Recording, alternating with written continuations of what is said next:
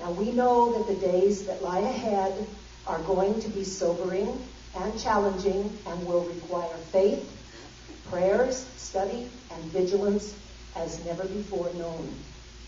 I know it is not easy, and sometimes we get discouraged. So I want to talk to you today about the importance of not letting yourself fall prey to discouragement. This is a time for courage. All of us care deeply about what is happening in our country. The federal government grows bigger and more ominous every day and would be totally unrecognizable to our founding fathers. They knew our government was meant to be our servant and not our master. I believe this nation was God ordained for a glorious purpose. It was organized as an ensign of liberty to all other nations. That liberty will be maintained as long as we keep the commandments of God. The founders strongly believed that without religion, the government of a free people couldn't be maintained. Now, in George Washington's famous farewell speech, he said, "Of all dispositions and habits which lead to political prosperity, religion and morality are indispensable supports."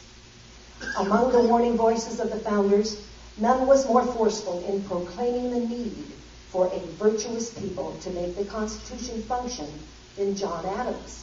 And he said, "Our Constitution was made only for a moral and religious people. It is wholly inadequate to the government of any other." Samuel Adams, the fiery one, he was also warned that a sound constitution would not save a wicked nation.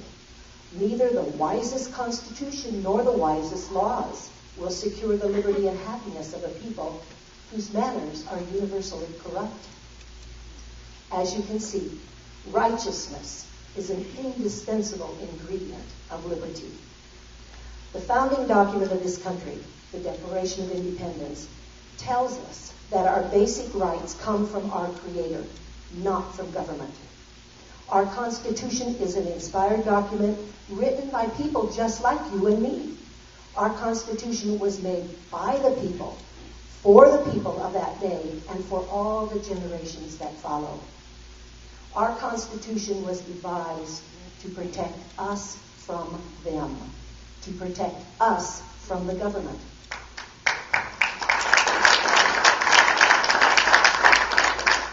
It is so important that we study and understand our Constitution as we work to follow its principles. Now, many of the men and women who serve in Congress right now, and many in the past, have, for the most part, trampled the Constitution. Most of our presidents, for over the past 100 years, have aided and abetted that process of whittling away at the Constitution. So here we are today, living in our beloved country that has been hand-delivered piecemeal to the Illuminati, the Bilderbergers, Council on Foreign Relations, Trilateral Commission, neocons, United Nations, the big banks, the socialists, the fascists, and the Marxists.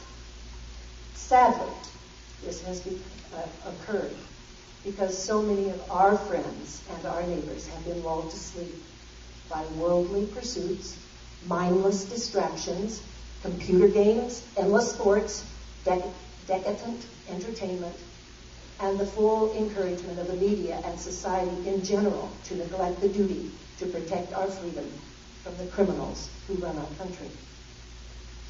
Until these gangsters and their minions are brought to justice, Americans will continue to slide into slavery.